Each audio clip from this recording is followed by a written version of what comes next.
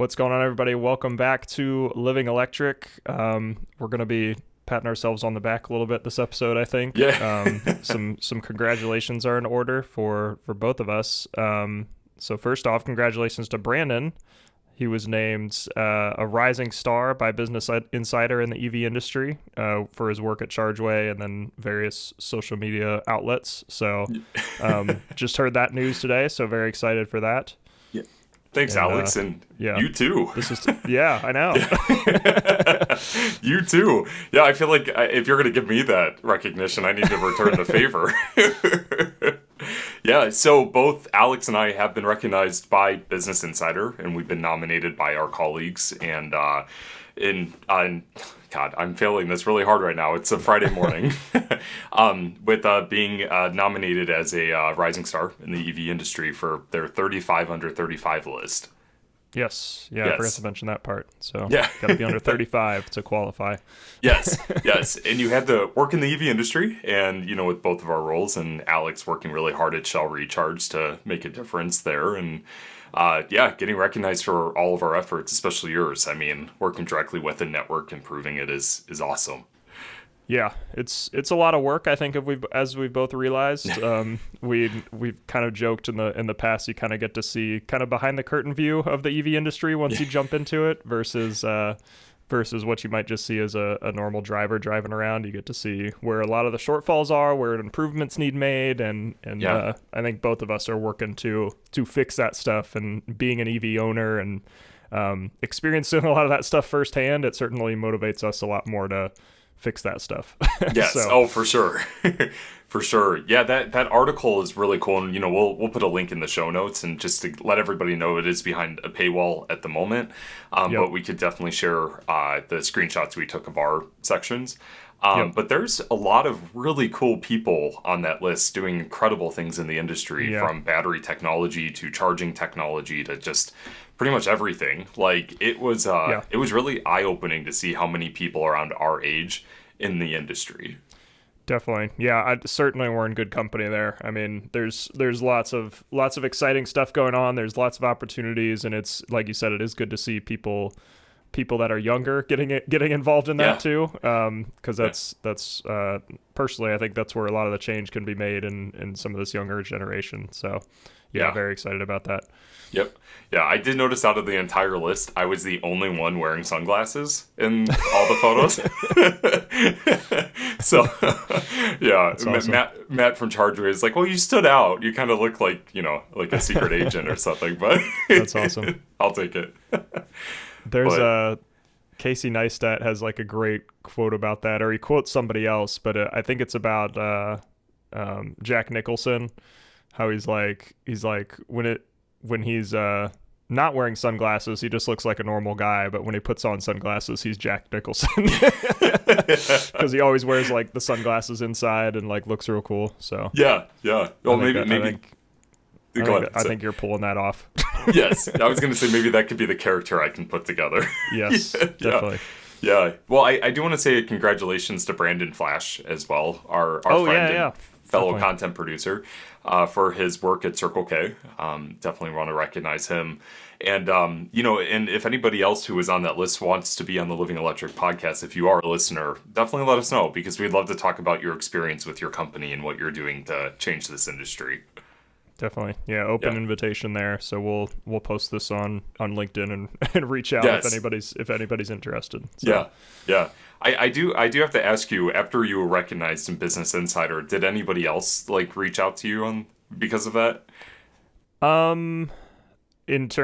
lot of the people that nominated me reached out and said congratulations. A lot of family and stuff, obviously. Mm-hmm. But then couple industry people did as well that either I work with or I know from various things, so that was pretty cool. Oh, cool. Yeah, I after I posted the article on LinkedIn, I woke up to 25 connection requests. So yeah, I was just cool. I feel really established in this industry now. Yeah. So yeah, but. Well, we definitely have some other exciting things to talk about. I feel like this week has just been like a whirlwind. Yes. of good things. Well, yes. Yeah. So the other updates, this is more content production focused. Tyler and I are joining the CleanTechnica team as official journal or automotive journalists, Yes. producing videos for their YouTube channel and other social platforms. So super excited about that opportunity. Yeah, and I don't know how much you're allowed to share, but it sounds like it's going to open up a lot of opportunities for your channel and just a lot of experience, I'm sure, too. Yes. That you might not have been able to get on your own. So I think that's going to be really good for the everyday EV team. Yes. We're finally becoming a production company. Yes. Yeah, it's a good thing I put that in the LLC. It's going to be a great opportunity. We're going to be getting press passes. So we'll get media vehicles delivered to our house that we get to record with and produce in-depth reviews for the CleanTechnica YouTube channel. And then we're splitting off. Everyday EV is going to become a more education-focused channel. So we're going to stop posting reviews on our channel and just focus on more deep dives on how like vehicles operate and like those specific media cars, dive into like touchscreen menus, Gotcha. like all that stuff. So the nitty-gritty will be on Everyday EV, and then the pros and cons will be on CleanTechnica's page. Gotcha. Yeah, that's smart because you don't want to like copy the same stuff for both channels. So that's smart to kind of niche down there. Yeah, so, That way it's not. Thank you. That way it's not like unnecessary competition because right. Nothing. It doesn't help the video if it's posted twice in two different places. Right. Exactly. Yeah. I think that's been one of the hardest parts, I think, as smaller creators, is getting access to either media vehicles or working with dealerships to go check out cars, because some people are kind of weary to let just like a random person go drive their car. Yeah. But when you have a press pass or have kind of media credentials, that helps a lot. So. Oh yeah. We're just really humbled and like grateful for like all these opportunities that are coming our way. And I just want to give a shout out and thank you to Joe Borez, who also writes for CleanTechnica. He's been writing with them for many years. Our friendship and connection helped us get to this point. So just want to say thanks to Joe. Nice. Yeah. So we're talking about orange outlets, literally the color orange, but the company's called Orange. Yeah, I came across this the other day and I thought it was really interesting because we've kind of got the whole world of smart charging is really becoming a hot topic in the EV industry. Because if you don't know, there's kind of two types of chargers. There's like dumb and smart is kind of like the easiest way to refer to them. I don't know if I like calling it like a dumb charger, but like the longer version is networked and non-networked, which is kind of a mouthful. So, but for these like connected chargers, generally they can be really expensive because you're not only paying for installing the charger in the ground, the actual hardware for the charger, you're also paying for the network connectivity. So like most EVSEs that I know of, the actual charging units connect via the internet somehow. So either through Wi-Fi, Ethernet, or like a 4G like cellular connection like your phone does.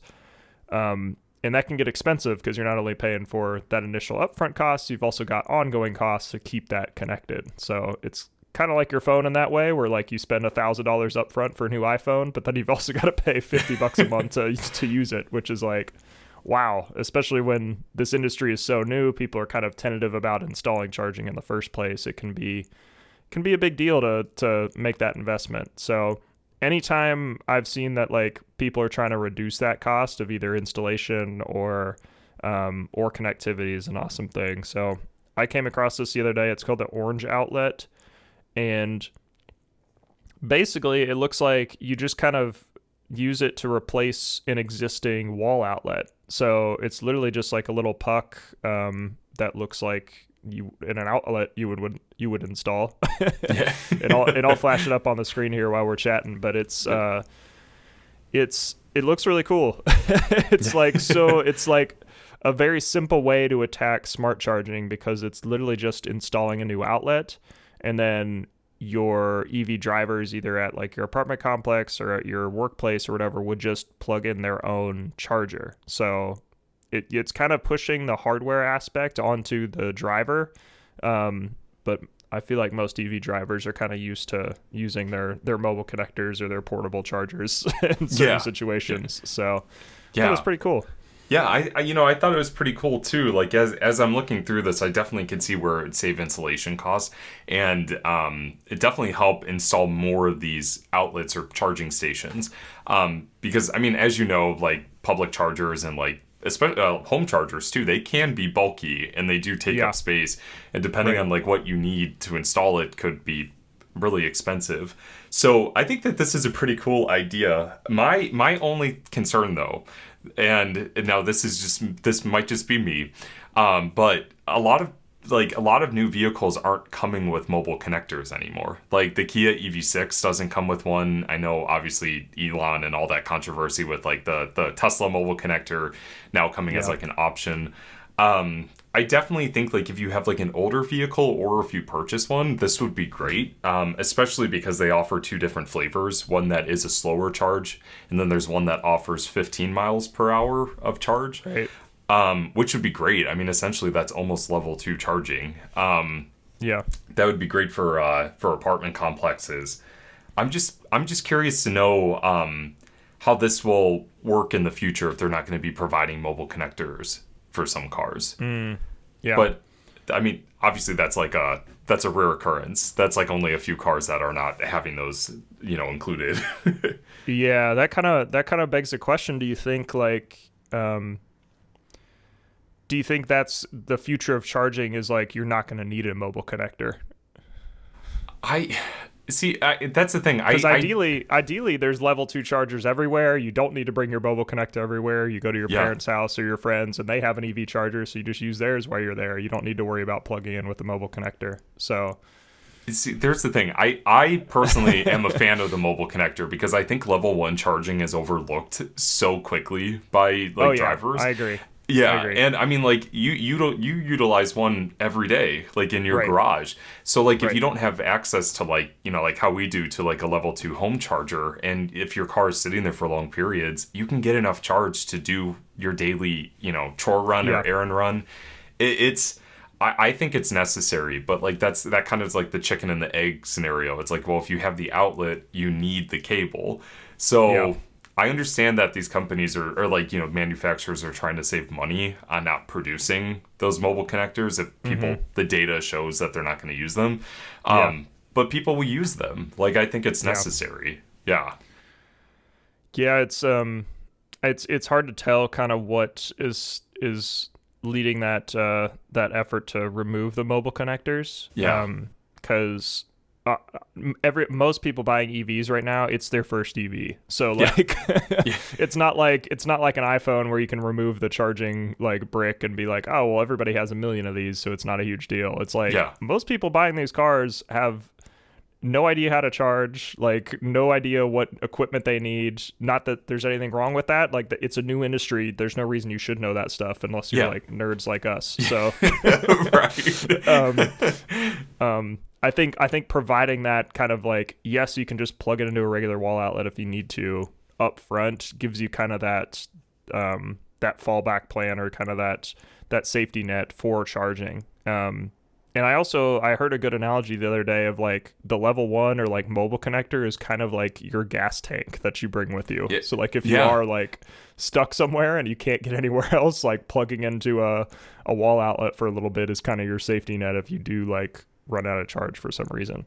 Yeah. So no, I mean it's true. If you think of it, those connectors can add 3 to 5 miles per hour of charge. Yeah, it's slow, but like that's the difference of literally having to get a tow truck or getting to like a fast charger to to get home. Yeah. Yep. No, this is where I'm like, I really like what Orange is doing because I think it simplifies the process for people who live in apartment complexes who may not have access to like a garage charger. If their car comes with it, that would be the perfect solution. And the pricing is like almost like very similar to like what you would find for like a non-network level 2 charger. Like it's around like 300 to I think 350 if I remember, or maybe. Yeah, they're both on sale right now for 300 each. So. Oh, okay. That's not bad at all, honestly. No, it's not at all. My only other gripe with this is that you have to download a mobile app Like, I get it, you know, like, obviously we want to monitor electric use and, like, you know, maybe have a fee connected to it. But I just really think that this kind of adds the complexity of EV ownership, is that it's now another mobile app that you have to download. Now, if this is your main charging, that's good. Maybe that's only the, you know, mobile app you need, but just kind of adds to that complexity. Yeah, the whole mobile app thing is very interesting, because I would love to see, and I've brought this up with some other networks as well, but I would love to see just like a QR code that brings you to a landing page where you can just pay however you want. Which is what I don't know if you've heard of EV Passport. Mm-hmm. Yep. Have you heard of them? That's what they do essentially. They've got a QR code on their stations. You scan it, it brings you to a web page, and then you just pay directly from there. It's like checking out online, like, which everybody should be familiar with. You can use Apple Pay, Google Pay, like however you want to pay, and just do it from their web page. It's all secure. Then you're not like worried about getting your card out. You don't have to download an app. Like, it seems very simple. So that whole the whole payment thing, I think, really needs fixed in a lot of ways throughout the EV industry. Yeah, no, I agree. I know NLX does that too with QR codes. There's actually there's a network called Ready Charge. I'm not sure if you've heard of them. I haven't heard of them, no. They're using NLX software for their back end, as well as like some of their level 2 hardware. They have level like fast chargers. But their Juicebox chargers have a QR code. You scan it, takes you to a payment page, and that's how you pay for it. Gotcha. So yeah. I think that would simplify it too. But I'm still like, I'm a dreamer, so like I like to think that there would be it would be nice if there was like an Omni card where like you could like just scan, you know, tap everything, and then it would just start right away. But because some people do like carrying around a physical card to like activate stuff. They don't want to use an app, so I don't know. I'm old school in that aspect. Do you like carrying a card? Like, do you like that method? Yeah, I prefer the RFID cards so much more. Like, if I'm using like a charge point station, I could just tap that. EVgo tap. Like, it sucks because my wallet's like super thick from all the cards. It's like all the mobile app, but it just makes it easier. Like, if you don't have service, you can just tap the charger and it works. Like, that's true. I don't know, but then it's just extra bulk you got to carry around. Yeah. That's the thing. Like, ideally, the mobile app works well enough that it's quicker than using a card, but that's not the case right now. I think is like pulling out your phone, finding the app. If you haven't used it in a while, it's like digging through your apps to figure out where it is. Opening it up, it's like, oh, you've been logged out. You got to log back in. Then you log back in, and then it's like, all right, this has been 5 minutes and I haven't started the charge yet. Whereas if you have the RFID card in your wallet, that's a physical thing you can find pretty quick, and then tap it and you're good to go. So, sorry, I was just gonna say, or better yet, plug and charge. That's the true future. I think that's the end game from everything. It's just kind of figuring out the secure method to authenticate everybody. So that's the tough part. Yeah, I don't want to I don't want it to seem like I was tearing apart this idea with like the orange outlets, because I really think that this could be a game changer for, you know, like I mentioned, like people who do live in apartment complexes that rely on level 1 charging, or if they don't have level 2 accessible near them or in their, you know, parking lot. Right. This would be a great way for like landlords to monitor electricity use, install these really quickly. They're not expensive. And they could be installed in any outlet. So, like, I think it's a great idea. Yeah, the whole multi-unit property space is completely, like, hurting for some EV charging infrastructure. Like, I don't know of any major, like, property companies or anything like that that's really made a big investment in EV charging. And I don't think they really realize, like, how much of an advantage that is with all these younger people, or just people that don't want to buy a house that are buying EVs. Like, they need a place to charge, and like, you've got all these properties with pools, with gyms, with all this other stuff. It's like, I feel like EV charging is really kind of the next thing to make it like a luxury property, if you will, where people want to live. So it's something I know, like, I was really worried about getting my car, and then after we went working from home, I was like, we're gonna have to find an apartment complex with charging. Like, there's no other way to do it. So And then we found this one doesn't have charging. It was a real little iffy for a while before we had the garage, and like it's a mess, honestly. Like I know it's deterring a lot of people from getting an EV is because they can't charge it at their apartment. So yeah.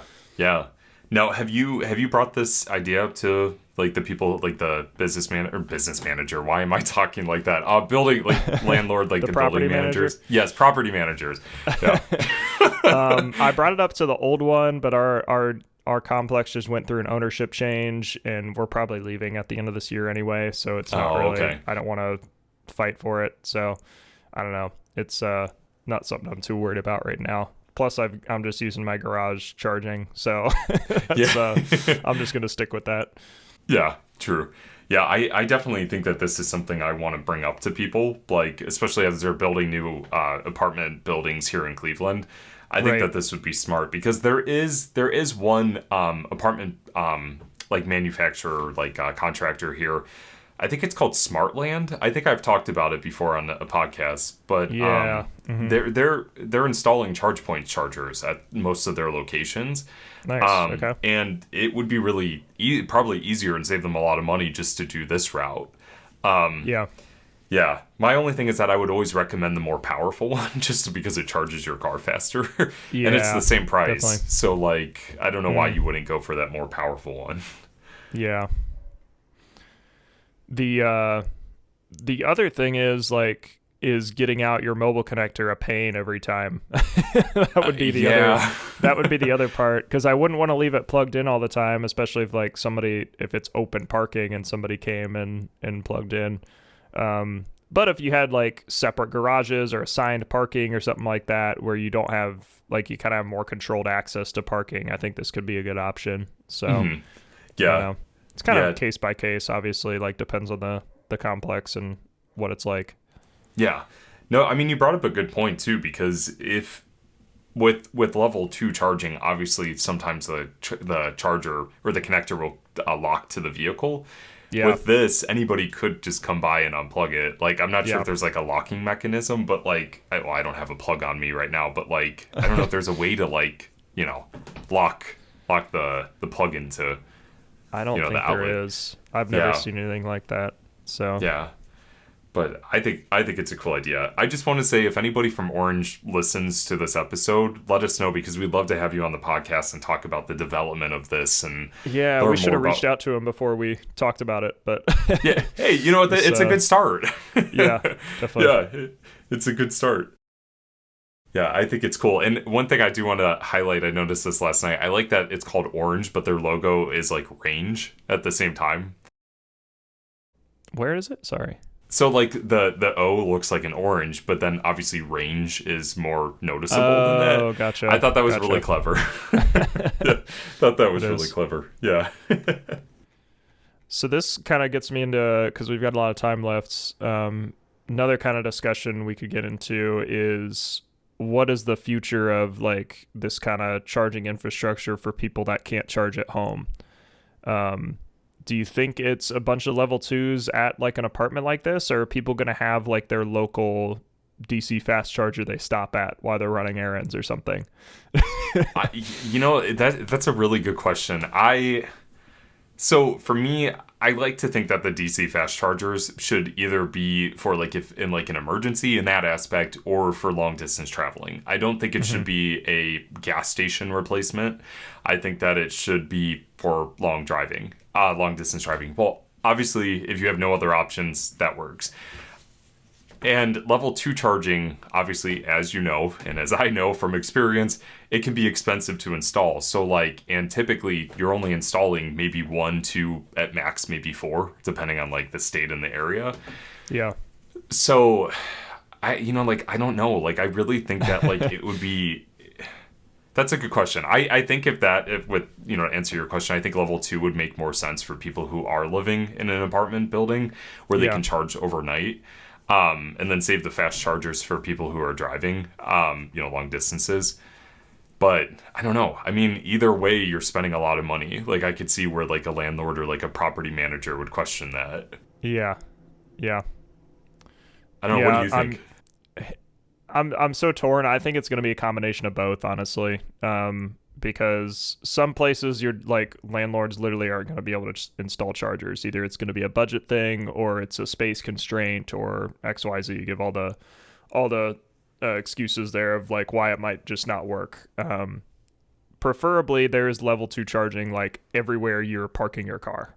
Like that's kind of the goal. And then if you don't have charging at home, there's level 2 charging everywhere that you're parking, like unless you're sitting at home all day, you should have some opportunity to go charge your car for things you're doing. So I think employee parking lots need to get on board with that, install charging for their employees. I think that would be great. That's what prompted me to initially buy my car was the employee parking, because I could take advantage of that because I didn't have home charging. So there's that option. There's the just parking at anywhere you spend the entire day. So destinations, hotels, all that stuff. But then I think there's also going to be like the fast chargers at either grocery stores or like kind of centers where you go run your errands. So I've seen it go both ways with like the gas station approach for fast chargers. I think those are great for like stop and go, where you are literally plugging in for 15 minutes and then you're on the road. But even like some of the lower powered DC stuff, like a 50 or 100 kW charger could work at a grocery store parking lot where you plug in, get your weekly groceries, you hop back at the car, you drive home, you're good for the week on charging. So it's so hard to say, but I think the goal is to have level 2 charging like everywhere people are parking their cars overnight. I think that's the easiest and probably the cheapest overall way to do it too, because DC charges stuff faster, but it also has a like much higher upfront install and hardware costs. So because for the price of one DCFC, you could probably buy 10 or more level 2s. So yeah, that's the thing. Yeah. No, I mean, you brought up an interesting point, and I actually thought about this before, like those like 25 kilowatt fast chargers, or like for example like the FreeWire chargers, where they can utilize the infrastructure of a level 2, and then they can offer over 100 kilowatt rates of charging. Like I think that would be really interesting if like the technology and the cost of those products were to come down enough to where you could install those DC fast chargers, or level green 3s, essentially the 25 kilowatt ones at like Targets. Like if you're going to be in Target for an hour, you can get enough charge to possibly have like a week's worth of charge or a few days worth, and then so forth. Like I just think that would make a lot of sense if there could be a cost decrease for fast charging. Definitely. And then like anything over like 200 kilowatts, green 6s or red 6s could be for like the fast charging, in terms of traveling and stuff like that. Yeah. It's weird to say lower power fast charging, but you know what I'm saying. All the industry terms for fast charging crack me up, because we've got like DCFC, which was like the original, that was everything, DC fast charging. Now it's like high power DC fast charging, and now it's like super extra high power DC fast charging. Super extra high. Where's the limit here? And like none of these terms make sense to any drivers, I feel like. So right. It's like, well, can mine charge on ultra fast chargers? Like, well, what is that? Yeah. I'm going to quit the industry if it ever gets to super duper fast charging. Like, no, I'm done. My hands will be up. I'm out. No, it's confusing. I mean, it really is confusing. And this is where we have to have Matt from ChargeWay back on, to talk about like terminology and stuff like that. Because like, I actually thought it would be a great idea to have those like non-network 25 kilowatt fast chargers that you see at like Chevy dealerships or like at Ford dealerships, where at like a Target, like I just think that would make so much sense there. But obviously if the cost doesn't make sense to install that over a level 2, then money talks. So I think the other hard thing is too, and I think a lot of people don't realize, is like how that charger gets in the ground, like who is paying for that install, who's paying for that upkeep, all that stuff. Because like some networks are literally, they're just looking for people to lease land from. I'm pretty sure that's how Tesla does it. I'm pretty sure that's how Electrify America does it. They're like, they reach out to a Target and say, hey, can we lease 10 of your parking spots to install this electrical infrastructure and drop charging in, and they're like, all right, sure.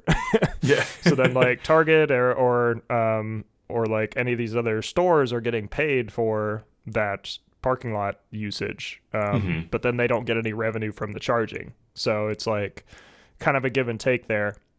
So they ideally could make more money if they installed their own network, but then they're kind of handling the upkeep and managing that network and working with somebody to install that, and that can become a headache for the property owner. So yeah, a lot of different ways to do it, and I don't think anybody's quite figured out like the optimal way. So no, I mean, and there's so many layers to it as well. Like you mentioned, like having like their own network. Like say for example, like the Target network.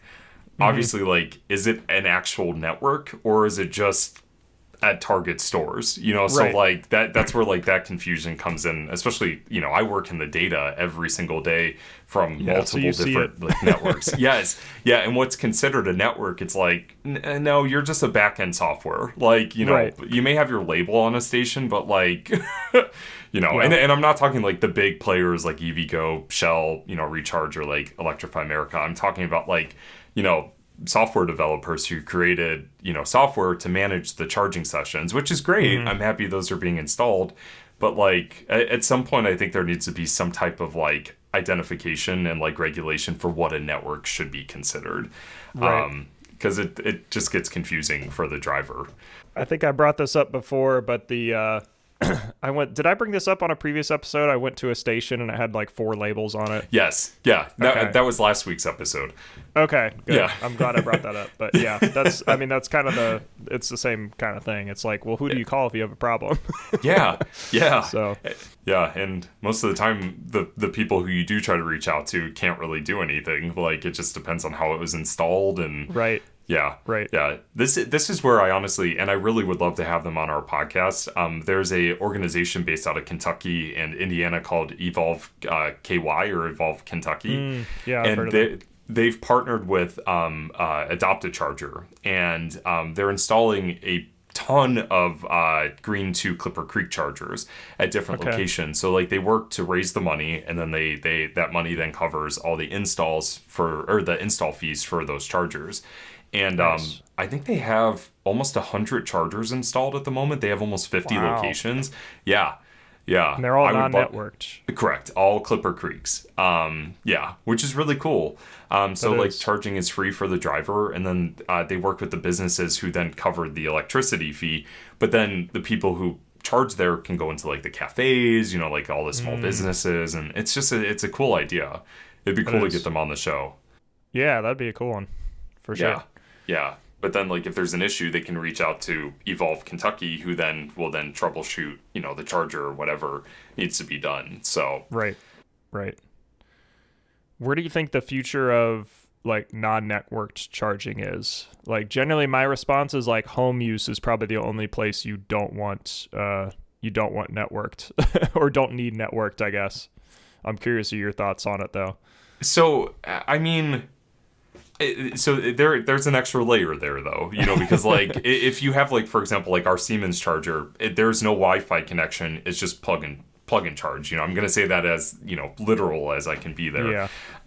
But there's no way to monitor the electricity that's being fed into the car that's plugged into it unless we look at our electricity bill or the Tesla app, for example. I see the benefit of having Wi-Fi connected chargers like from ChargePoint, JuiceBox, you know, and all those other ones. But I think that there needs to be a clarification of what we're calling a network charger. Like, is it just because it's connected to the internet or, you know, to like a Wi-Fi connection or network? Or is it an actual branded network like Shell Recharge? So I just think that there needs to be a lot of clarification there because, like you brought up at the beginning of the episode, smart versus dumb. Like, like I feel like that's more in line with what we see with home charging. Like, is it a smart device or is it a non-smart device? Right. Yeah. So do you think in like a public application, do you think it's worth installing a dumb charger like Evolve is doing? I think their setup's great because they do have people managing them, adopting them, checking in on them. Yep. But if you don't have that, do you think it's like worth it to install a dumb charger, you think? I think it depends on the implementation. Like if it's like at a hotel, for sure. Like I think having a non-smart charger at a hotel would be great. But it depends. Obviously, if the business is trying to make money off of it or whatever, then maybe, get a connected charger. But in the sense of support, I see it all the time at hotels. A charger's broken. They go into the front desk. The front desk has no idea how to fix it. Yeah. And if it's like a Tesla destination charger, they have to call Tesla, and half the time they can't fix it right away. Right. And yeah. I don't know. I think that it all depends on reliability and implementation for how non-network chargers should be installed. Yeah. But I mean, as a driver, I like non-network because most of the time they're free.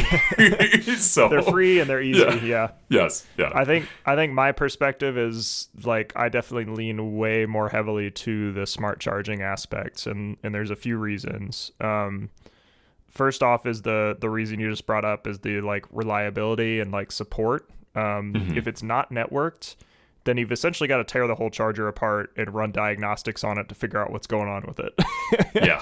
If it's networked, then you can literally like see the error codes remotely of what's going on with that station, troubleshoot it. As long as there's power to the unit and there's no issues with network connectivity, like it's still got a cellular connection, then you could look into that station and see exactly what's going on. You could flash new software onto it. You could like remotely fix it, which you cannot do with a dumb charger.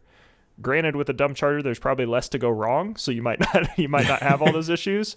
But for an application where you are going to have like random people from the public charging and plugging in, I think having the smart charging is definitely the way to go. And I think the free charging and like the dumb charging is great now, but I always have like a very futuristic view. It's like, what is this going to look like in 10 years? Like, if we don't have a smart charger there, is this going to get abused? Or people are just going to like show up here randomly because they know it's a free charger and they can plug in for free?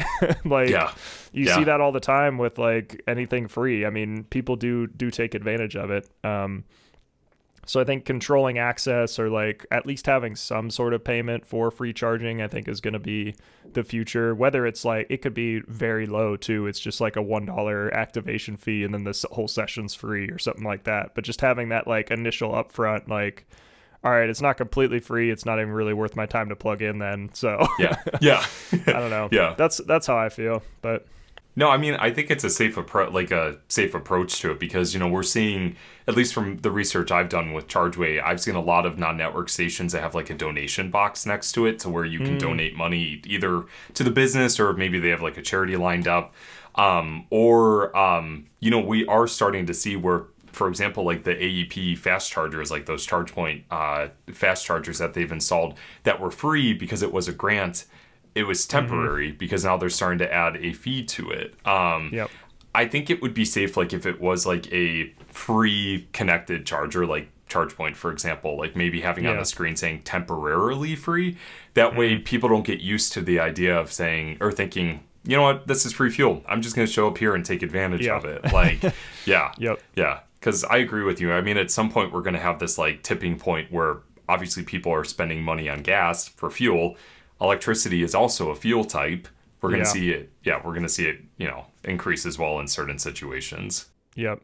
And the nice thing, like you just kind of made the point for me too, is if you have a connected charger, you can always start it out free too. Like there's nothing stopping you from just keeping it free for now, and then you still got that like kind of management visibility. But then if you want to turn on pricing, it's literally a flip of a switch to do that. So it's having that flexibility, I think, helps a lot too.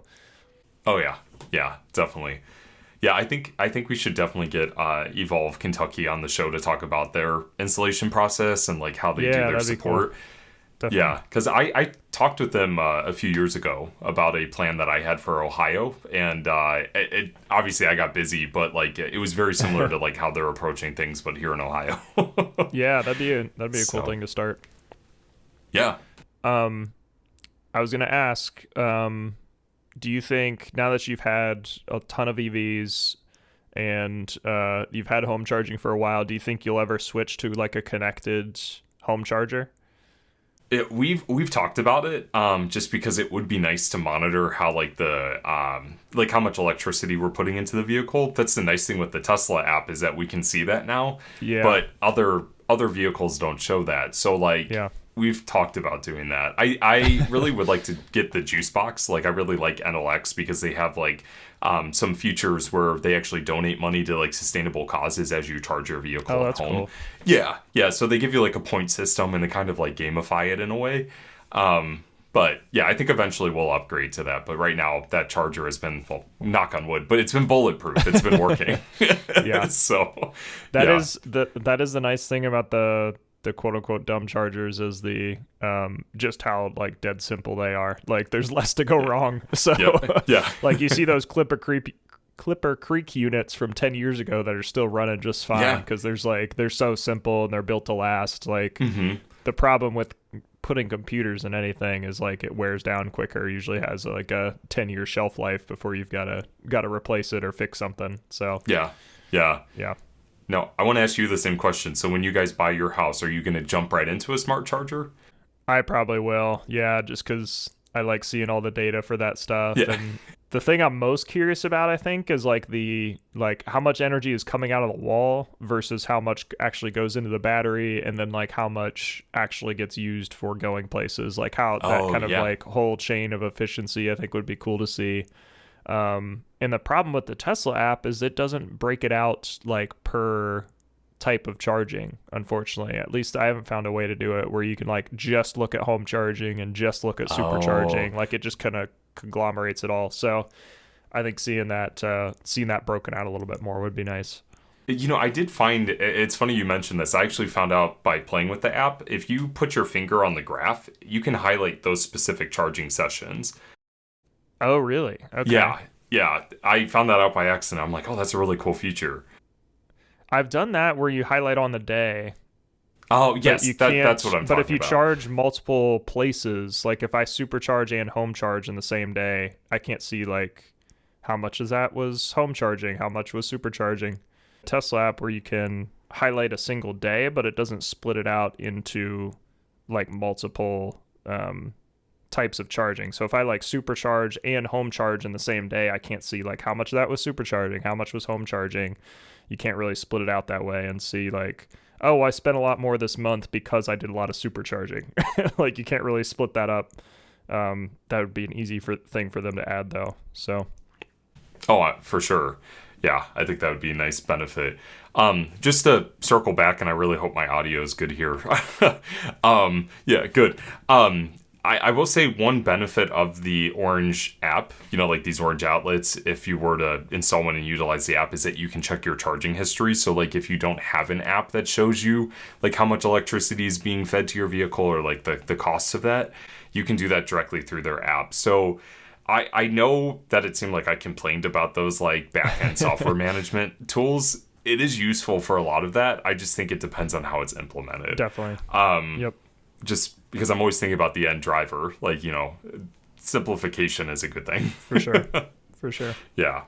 But thanks for telling us about this. Yeah, I can't remember where I came across it. I don't know if I saw an ad for it or what, but I'm not sure. Oh, you know what? I think my mom might have sent it to me, actually. So. Oh, cool. Yeah. Cool. Shout out to Mom. She's listening. Yes. Shout out to Alex's mom. Yeah. So. And I think that's about it for this episode. You got anything else? I just want to wrap up by thanking Business Insider for recognizing Alex and I in the 35 under 35 and everybody who's voted for us too, or nominated us.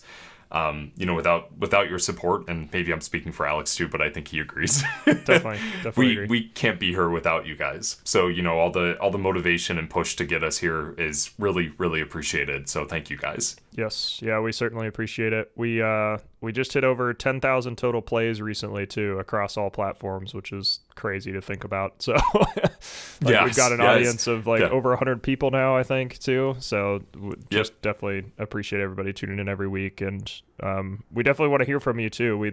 Those are some of our favorite topics, is that ones that we get from listeners. So if you've got anything you want to hear on a podcast, just definitely reach out.